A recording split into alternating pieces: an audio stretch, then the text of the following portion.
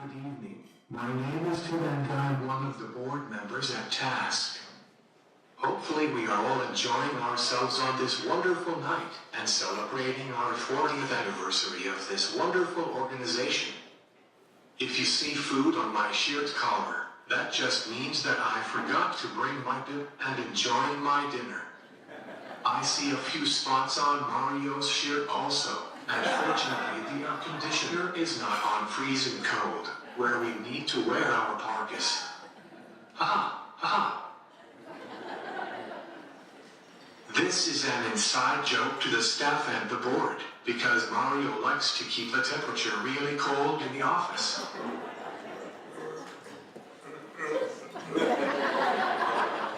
I see many familiar faces tonight and also see many new strangers that I would like to introduce myself. For those of you who have heard me speak before, please bear with me because as you know, I really don't like talking about myself. All kidding aside, it is my pleasure to speak to you this evening and let's get this started, so we can move on to better things and supporting Task and their goals and providing services to families with special needs kids and their young adults. As you can see, I am in a wheelchair and cannot use my hands or speak clearly. I have cerebral palsy. In my case, cerebral palsy happened during birth. Cerebral palsy happens when there is not enough oxygen to the brain during a period of time, such as victims of drowning.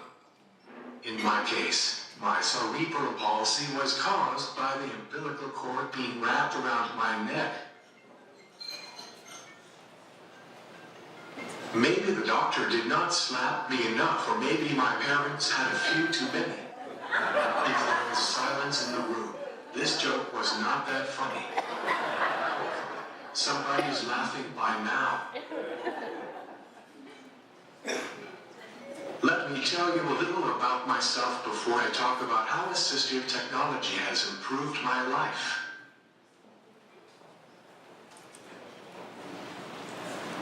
I am a college graduate, have a career and live on my own. I have my degree in speech communication from Cal State Long Beach. I live on my own with assistance from my staff. I won't go too much detail in my personal needs, but I pretty much need help with all of my personal grooming, eating, and whatever else. First, let me talk about my disability. I am capable of using my feet as if they were like your hands. I am the modern-day Christy Brown from the movie My Left Foot. I also use my left foot to type, drive my electric wheelchair, unlock my front door, and so on. I learned how to use my feet when I was 3 or 4. I don't really remember when I was able to use my feet, but my parents tells me that I got into everything with my toes. They made sure to child-proof the house, especially the wall outlets. I can pick up a penny off the ground with my toes. Please just use your imagination as me at 3, getting yelled at from my mom for triggering off the circuit breaker. My parents thought twice when they gave me a metal fork.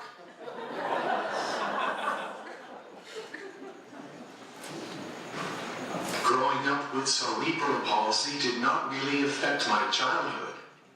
I had a normal childhood as one may expect, growing up with 2 younger brothers. Being disabled and being from an Asian culture was not acceptable at the time, but my family was extremely supportive to my well-being. My parents did not isolate me from the outside world. Of course, I was not able to do most things like my brothers and friends, but playing cops and robbers was fun, because it was hard for anyone to catch me in my power wheelchair, but I could not really hide behind the tree when we played hide and go seek.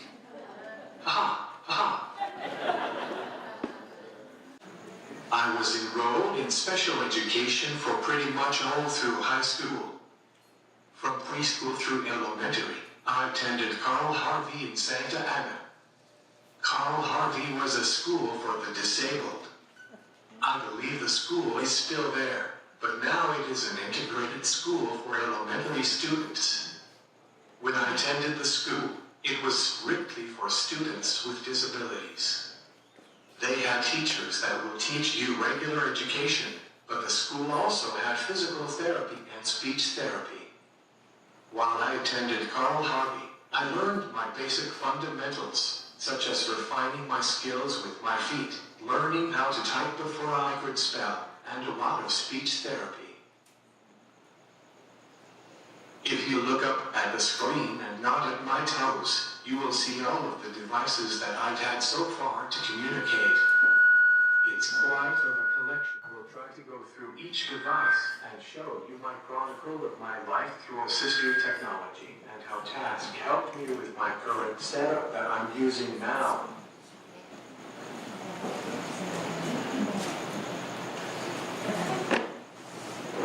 My first alternative augmentative communication device was a handy voice. The best way to describe the handy voice is like those speak and spell toys, but like 5 times bigger. I was using the handy voice before I turned 10. I needed to spell every word phonetically to use the handy voice. It drove my parents and teachers bonkers, because I went to class to learn how to spell correctly, and then I went to my speech therapists, and they would teach me how to use the handy voice by sounding out the words. Even to this day, my spelling is not the greatest. Good thing for autocorrect. I went to a regular junior high, the neighboring school. Technically, I was still enrolled at Carl Harvey because I would go back and forth between classes for my personal needs, such as needing help using the restroom and eating for lunch. But I took all of my academic classes at the junior high. When I was in junior high school, I needed something to use to do my classwork. By now, most of my friends were starting to understand me, and the handy voice was becoming too bulky to use. I learned how to type on a manual typewriter as soon as I learned how to spell my name in preschool. So why not have a portable typewriter that looked something like this? Let me tell you that I went through ink like crazy. Not because I was a good student, but I was becoming a teenager and having wild adolescent hormones. Being a teenager sucked.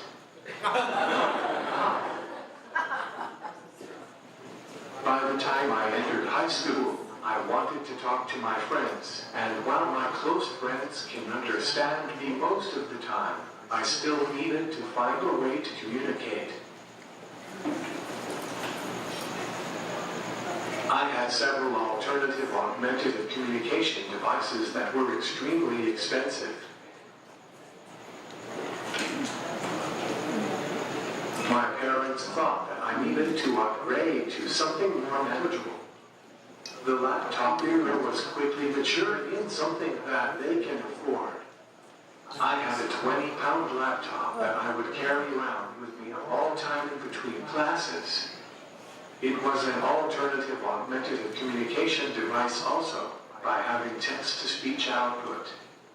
I had the same setup as Stephen Hawking at the time. While I was doing my research for this presentation, I found out that Professor Hawking wrote a brief history of time, using his EasyKey software from Words Plus. It was the same software that I was using also.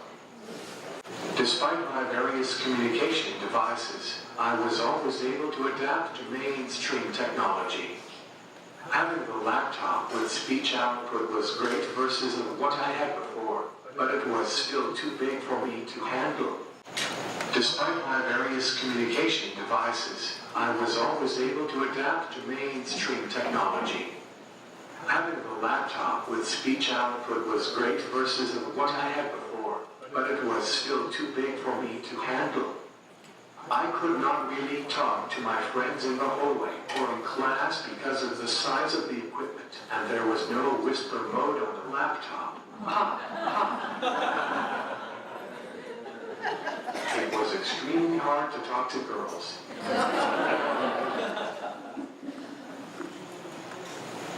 I used to carry various handheld devices. I used to have a sharp memo writer. It was the size of a calculator with a keyboard and a printer, all in one unit.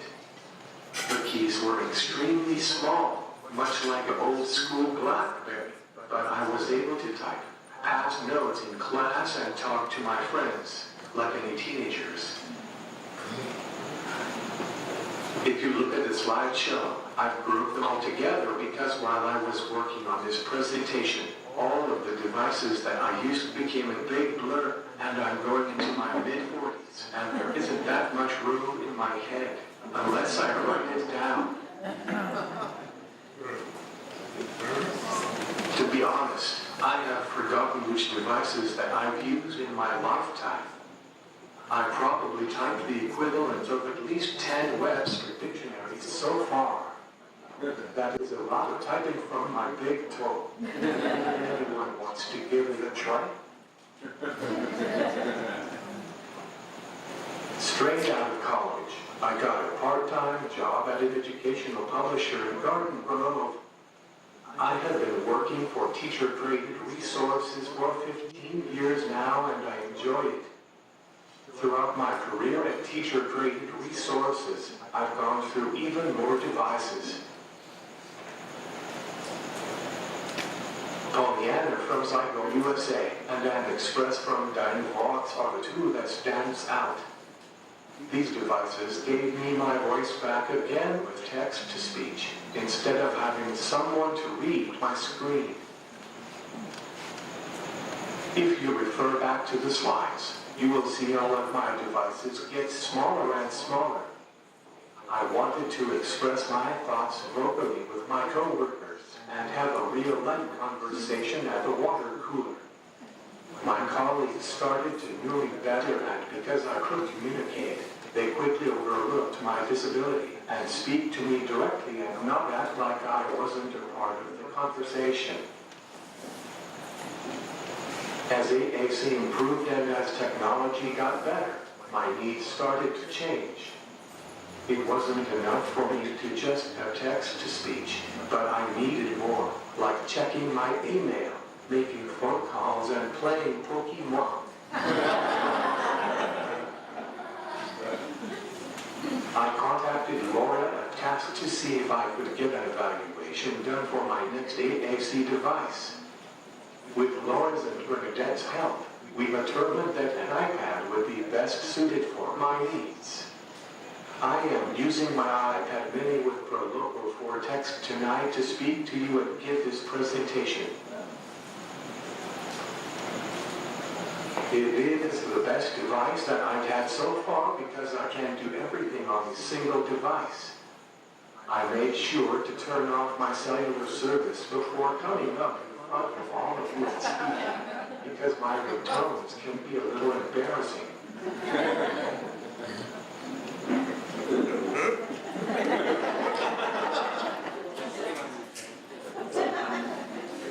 As I was preparing for this talk, I was looking back at how many devices that I've had for almost 40 years.